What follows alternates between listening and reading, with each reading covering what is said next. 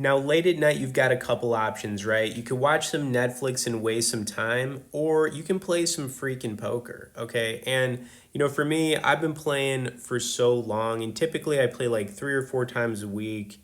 It's usually at night because it's kind of when I'm winding down and I kind of have the time to do this. And I just have a passion for the game, right? A lot of people play for different reasons. I enjoy the competitive nature of poker.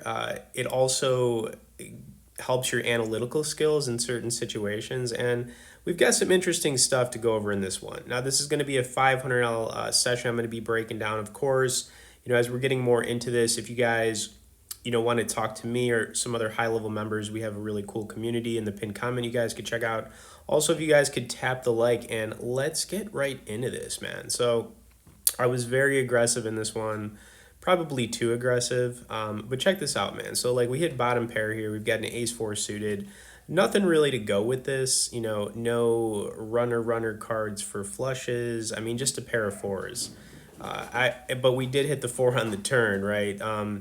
Which was kind of like the dream card. A couple things going on here. There's a flush draw out there with the hearts. There's a lot of straight draws, and there's also the possibility that this guy's got a pair of tens, and maybe he thinks we're bluffing here. Now I went a little probably too aggressive on this, but I was hoping he might make this call, putting me on a bluff. Because if you think about it, this doesn't make a lot of sense. Like if I have a full house right now, why would I play it like this? I wouldn't. So this looks very bluffy. I was hoping maybe he'd make the call.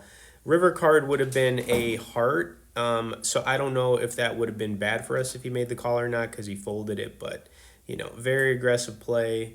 Probably too aggressive, and it is what it is. I'm not going to say either, guys. Like, the way I approach playing this game is I understand all the different strategies you can use, and I like to use them against people. I have kind of an unorthodox approach to playing, but I think a lot of people just kind of get confused that, like, it's not just about having one or two or three strategies. It's about understanding all of them and using them against your opponents because you're playing against other people, and really to excel at this game, you have to just outplay the people you're playing with. That is it. It's really as simple as that. Okay, anyways, here we go with an ace 10 and another one here. This guy only had 100 behind, so I just kind of like put them all in right here. Figuring he might make a call here if he's got a pair of tens as well, maybe targeting some like 10-9s, jack 10s, even some like 10-5 suited type of hands might make this call. But he might have even called with a pair of sixes. He just doesn't have a whole lot left. He folded it. He mucked it. Whatever. Turn card would have been an ace, which would have been good for us. Top two pair.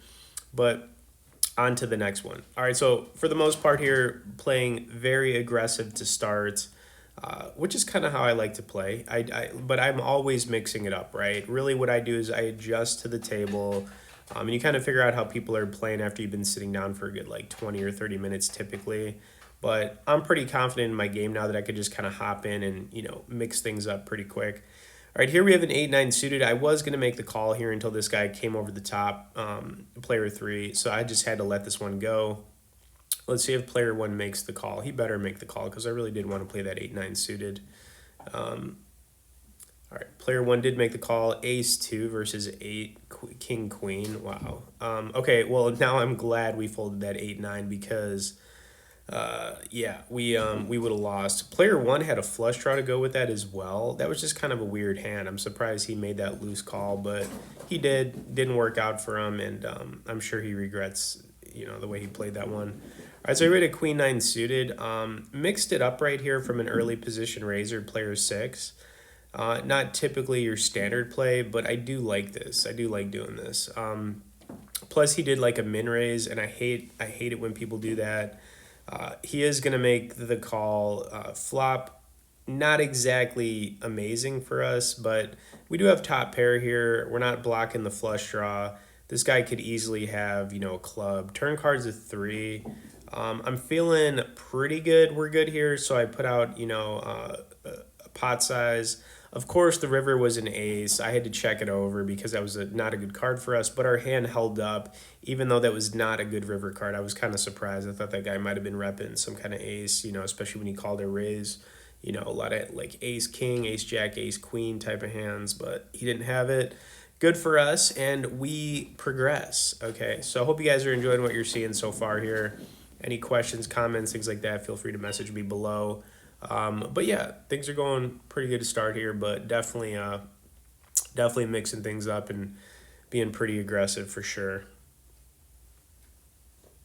And that's the thing, man. Like I like to stay unpredictable, right? As you move up in these games, from playing low to like mid, you got to understand like players do get better, and you understand that the more you're moving up in different levels, and you can't just like play an ABC approach to kind of just sitting back and waiting for hands. Sometimes you just gotta like play mediocre hands and just outplay your opponents. A little bit of higher level thinking, but I know a lot of you out there can get there, man. You can get there. It just takes a little bit of practice, and another reason to check out the pin comment for the community for sure. Okay, so here we go. A7. Could have played it, folded it, and I guess I just didn't feel like it, but I could have played this one. All right, so here we go with another min sizing. Let's see if player one does something here. No, he doesn't. He folds. Our hand wouldn't have been too bad. I mean, we'd had a straight draw, a couple overs to the board, and then runner hearts, but yeah, I mean, whatever. All right, player five, continuation here.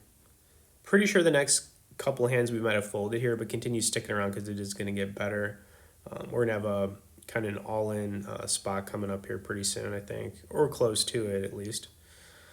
Okay, player five and player six, who wants it more? Player six put out a little sizing right here. Let's see if player five makes the call or not.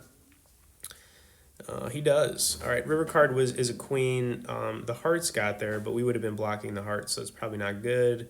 I think whoever's got like a pair of, maybe just a pair of fives here could be good, honestly. Let's see what player five does. Wow, he went real big here. All right, so I think player five had the flush. Or a straight. I just don't see it. I don't see him making that sizing unless he's got the goods, I think a flush, even though we were blocking a flush, having the ace right there, I think it's very possible. 7-3 suited, I think a part of me was like, should we open with this? And I was like, nah, we'll let it go. We'll let it go. We'll stay disciplined.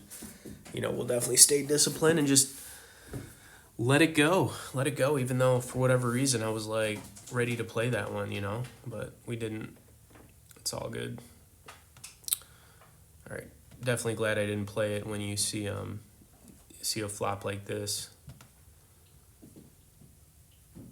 Player one opening here. I'd imagine maybe he gets it done here. Yeah, he did.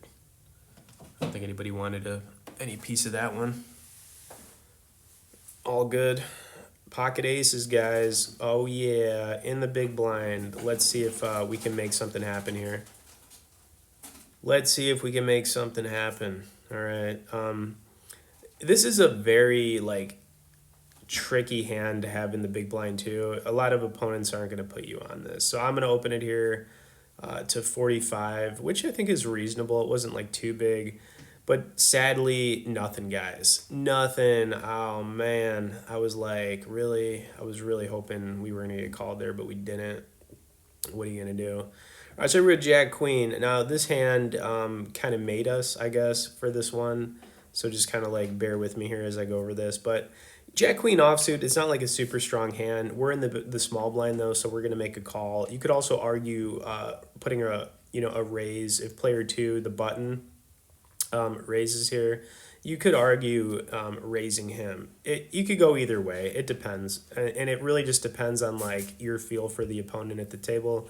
He went for a min sizing. I can't stand the min guys. So yeah, I think we did kick it up here to the 40 piece chicken nugget. I like to say, dipping in some BBQ. Player two is gonna make the call, and I mean this flop guys was like for real. I mean, talk about a scenario of like, is this really happening? It did, man. All right, so we flopped it. We flopped the nut straight.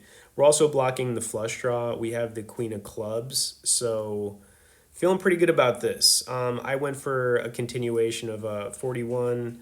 I feel like is totally fine. If he's got any piece of this, he's probably going to make this call. That's kind of what I was figuring, or at least hoping, right? He calls. Turn card is an ace. Really good card for us. So if player two is floating the flop, meaning he had like an ace queen or an ace king, he just got the ace, and it's going to be impossible for him to get away from this. So I went for 82, targeting ace queen, maybe some ace jack suiteds. Really just a lot of hands that this guy's going to have a hard time folding. And our hand is like, we have a made hand right now. We just want to squeeze as much as we can here. He is going to make the call, and we're going to see what the river brings. Really just looking for like a 3 or a 4 deuce that, you know, doesn't isn't a club, just like a card that's not going to make any kind of difference. And let's see, it was a 6. That was the card we needed. One thing about it though, not the greatest, because you know, the 7's in play, so I kind of like, but I don't think this guy's going to put us on a 7 anyways. So here we go. 328 in the pot. I got to figure out how much to go here. You know, and this is tricky, right? Because it's, if he makes a call on us, he's going to be like, okay, you're bluffing, or it's either a bluff or you got it, right? And I think my sizing right here, it's going to be less than the pot right now, 246. And really, if he makes his call, he's got to be thinking we're bluffing, right? I mean, and there are a lot of missed draws out there, let's be clear. He called us really quick. I don't know what he had. Maybe he had 2 pair. Maybe he just had a pair of aces and he thought we were bluffing. But I guess his mentality in that one was like, he's going to call us no matter what. And yeah. All right, anyways, guys, just to kind of recap here, I hope you enjoyed some of the stuff you saw in this one. You know, I'm always playing. I've been doing this for over a decade, and I'm not going to stop, man. I really enjoy it. That's the thing, man. Like, there's a lot of things about playing poker. Like I said, it does help your analytical skills, but it also translates into a lot of other things too. And it's fun, guys. Anyways, subscribe if you haven't. Check out the pinned comment for the community. Tap the like, and we'll see you guys in the next one.